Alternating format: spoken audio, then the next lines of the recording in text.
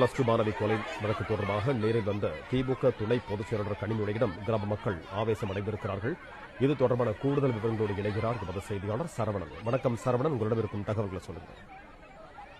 தூத்துக்குடி மாவட்டம் விளாத்திக்குளம் அருகே +2 மாணவி பாலியல் வன்கொடுமை செய்யப்பட்டு கொலை செய்யப்பட்டார் என்று கூறப்படும் இந்த விவகாரத்துல இன்றைய தினம் திமுகவினுடைய துணை பொதுச் செயலாளரும் தூத்துக்குடி எம்பியுமான கனிமொழி மற்றும் அமைச்சர் கீதா ஜீவன் ஆகியோர் அந்த மாணவி உயிரிழந்த மாணவியினுடைய கிராமத்திற்கு சென்றிருக்கிறார்கள். அங்கே ஒரு குடும்பத்தை சந்திப்பதற்காக செல்லும் பொழுது அந்த கிராம மக்களால் அவர்கள் முற்றுகையிடப்பட்ட இருவரையுமே சூழ்ந்த அந்த கிராம மக்கள் கடும் வாக்குவாதத்துல ஈடுபடுகிறார்கள். குறிப்பாக கடந்த 2 நாட்களாக போராட்டம் நடத்தி வருகிறோம், கடந்த 2 நாட்களாக ஏன் வரவில்லை என்ற கேள்வியை அவர்கள் முன்வைத்து வாக்குவாதத்தில் ஈடுபட்டிருக்கிறார்கள்.